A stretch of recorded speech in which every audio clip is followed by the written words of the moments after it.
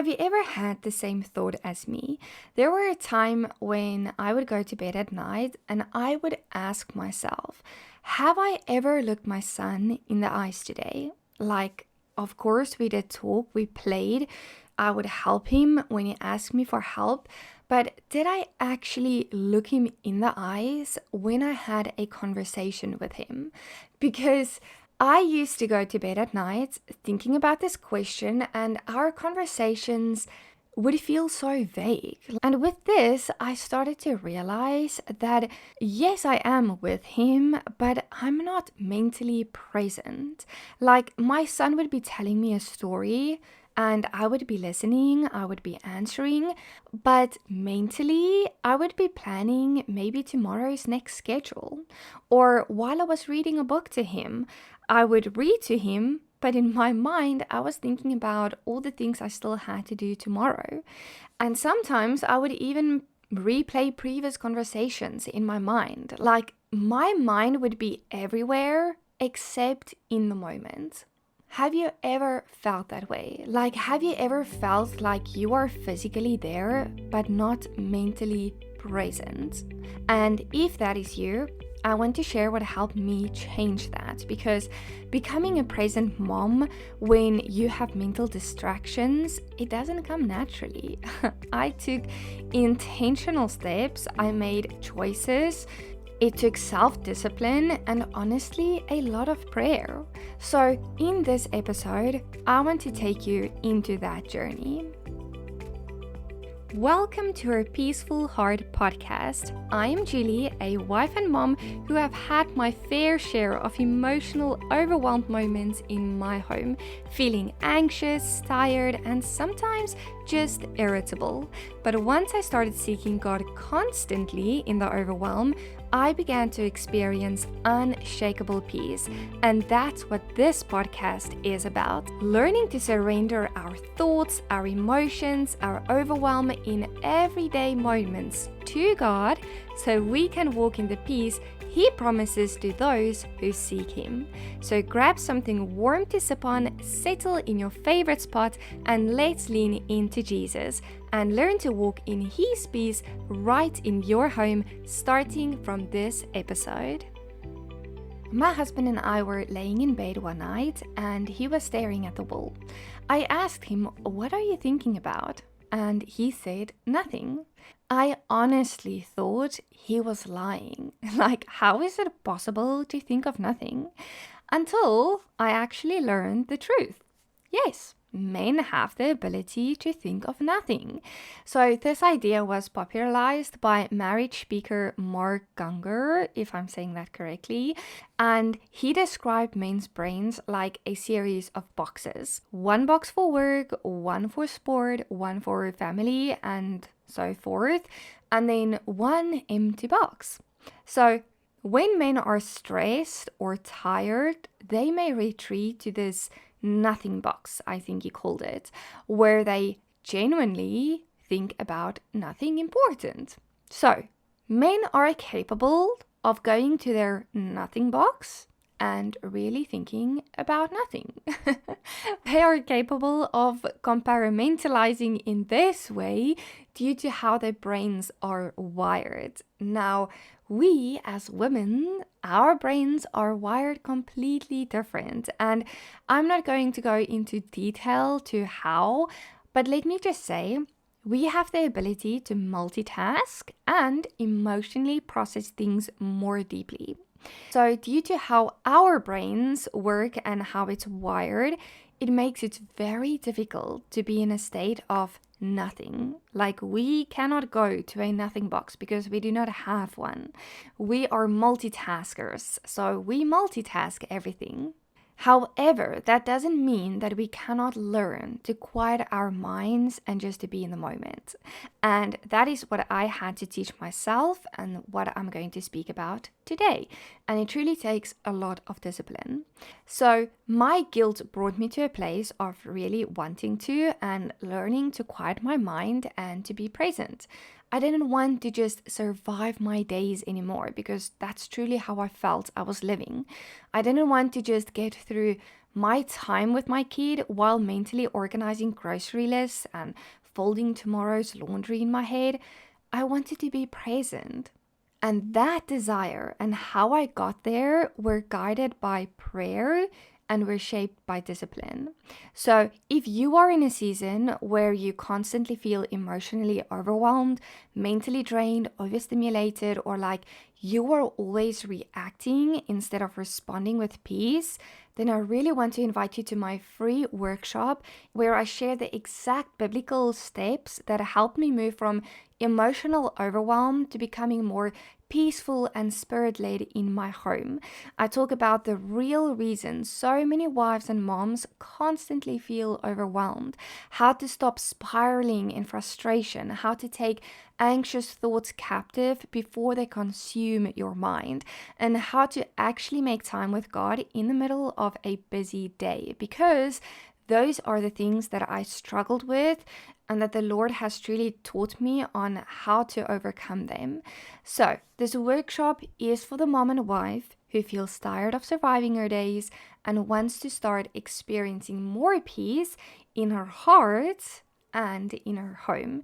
The link to the workshop is in the show notes of this episode, or you can go to www.elevatedwife.com, and like I said, it is completely free, because as homemakers, mothers and wives, we carry a lot, and I know that. And we don't just live one life, we manage the lives of others. And because we're often good at multitasking, we try to do everything at once, even while playing with our kids. And yes, I used to do that. I would sit on the floor with my son and build blocks, but in my mind, I was planning dinner.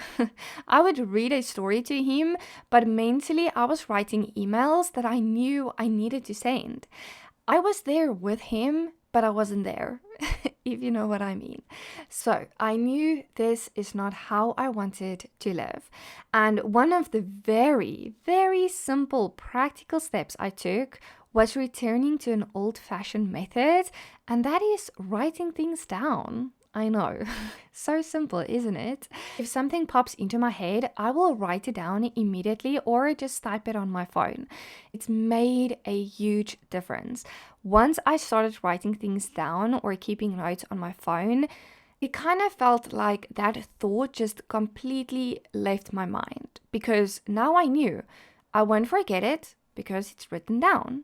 And that simple, very old school, practical thing helped me get rid of some of the mental weight, which automatically helped me to be more present with my son.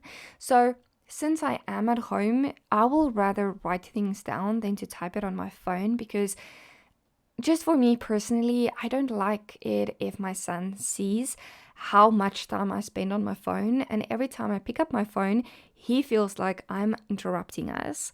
So therefore, I would rather write things down than type it on my phone, but that's just me.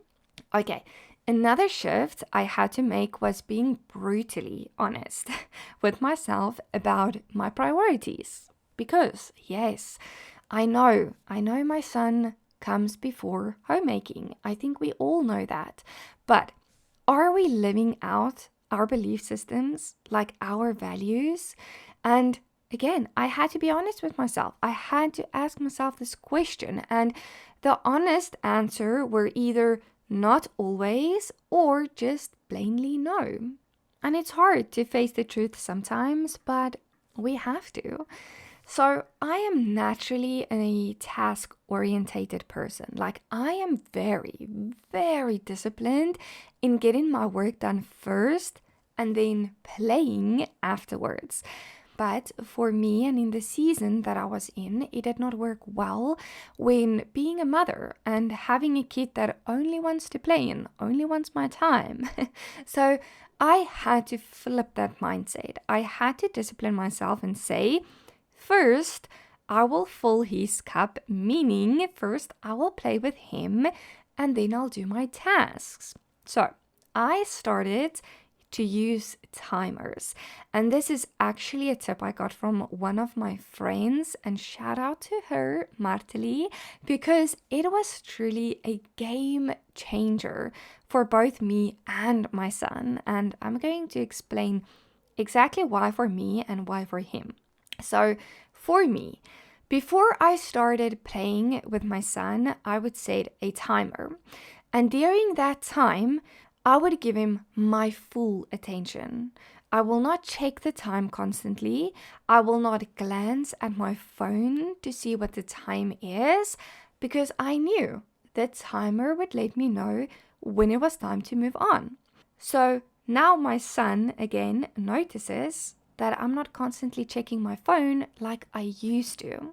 And for my son, he adapted to it so much better than I ever thought that he would. In the past, when I would tell him, okay, playtime is over, mommy has to go do the dishes, he would get super upset. Like, he would either nag or have a meltdown because he obviously wants me to play longer. But with the timer, it was a miracle that I still cannot believe. When the timer went off, it is as if he just understood it. Like, he did not throw a tantrum, he didn't nag me. He was just okay with moving on to the next thing and knowing that mom will have to go do the dishes now. Like, he did not nag at all. It was a miracle, I promise you. It was truly a miracle. And I think that it's maybe just, it brings structure. Like, the timer brings a sense of structure and then also predictability. Like, kids thrive when they know what's going to happen and when there's structure. So, like I said, it was a game changer for both me and my son. So this is truly one that I recommend if you struggle with your kids nagging you to play with them, especially for parents who only has an only child like me, because they truly want all our attention. We become their friends. So I know you know what I'm talking about. Okay. Now, of course, time management wasn't the only part of my battle. The real work happened in my heart and in my mind, because even with timers, lists, and routines, distractions would still consume my mind. And especially replaying those conversations that you had with people. So I knew, of course, I needed God to help me quiet my mind. Our God loves to help us with everything and all things. And I have developed a love to ask God for everything and all things. And we want to ask Him for everything and all things, because then we are building a relationship with Him. So I started praying very specifically. Like, I would say, Lord, help me be still, quiet my mind so I can be present. And that's all. That's all that I would pray. Another thing that I also did, I started taking my thoughts captive. Whenever I drifted into planning mode or starting to stress about what still needs to get done while playing with my son, I'd replace it with a gratitude prayer. Something very simple. Thank you, Lord, for this moment. Thank you that you have blessed me with a son that I can be a mother to. Like, really just a quick prayer that usually grounds me and help me to come back to the current moment. And this actually has quite become a habit for me, and I love it because it works. It truly works. It grounds me immediately. So please try that gratitude prayers, because they truly work if your thoughts keep running wild. And then the last one is, I made a point to look my son in the eyes. Now, it might sound silly, but there were so many times he'd walk into the kitchen to tell me something, and although I would respond and have a conversation, I never actually looked up from what I was doing. I was multitasking and only giving him half of my attention. So I started disciplining myself to really just pause for a moment, lift my eyes, and look at his face, like really make eye contact with him and give him my focused attention. It might sound strange, but when I'm in this busy mode, cooking and cleaning, and my son walks in, and I really just pause and go onto his level, look him in the eyes and have a quick conversation with him, it immediately just calms me. Like it just brings me back to being more calm and peaceful. But I also want to say that it doesn't always happen every time. Like if I had to pause every time he walked in the kitchen or every single time he asked me something, I probably won't get much done. But the point is just to do it often. Like just to know that I did look him in the eyes, I did give him my focused attention, and I was present today. Oh, and I just realized I have another tip for you. So this is the last one. And again, I'm going to be honest about one thing. Toddlers and kids don't always play in a way that stimulates us. Like, you know what I'm talking about. They'll repeat the same game or story 20 times over and over and over again. And your brain just wants to run away just to survive the boredom while they are still having the time of their life. So I found a way to gently redirect play in ways that worked both for me and for him. I started to introduce activities that I enjoy too. For example, I'd buy puzzles that he definitely couldn't build, but that I could. And with this, I would invite him to help me build a puzzle. And this truly also shows him that he's not always the only one asking for help or asking me to play with him, but that I also ask him to play with me and to help me. So then I would just ask him to help me find the pieces and we would build the puzzle together. And also now that he's a bit older, we've started building Lego together.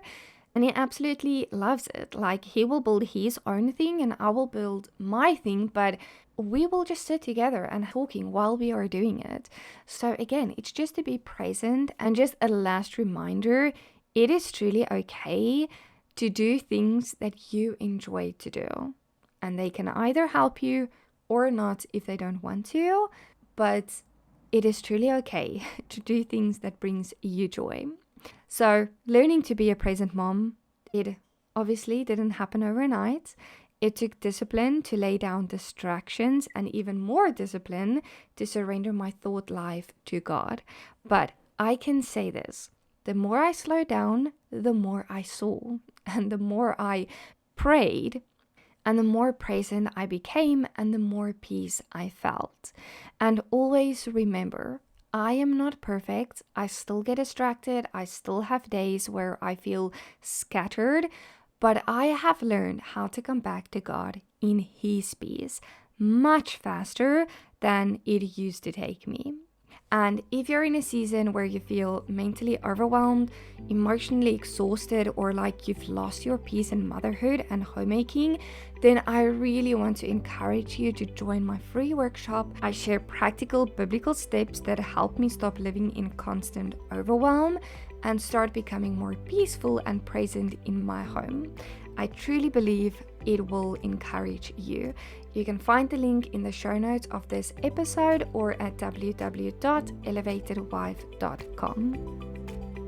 Thank you so much for spending this time with me today. I truly hope this episode encouraged your heart and pointed you back to Jesus.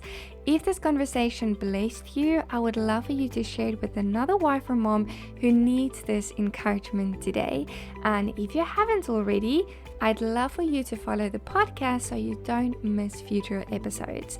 And then one last favor, if you don't mind, I want to ask you to leave a review because it truly helps this podcast reach more wives who are feeling overwhelmed and need this kind of encouragement. And it's also the only way for me to get to know you. So please leave that review. And remember, you don't have to carry it all. You just need to learn how to surrender it all. I'll see you in the next episode.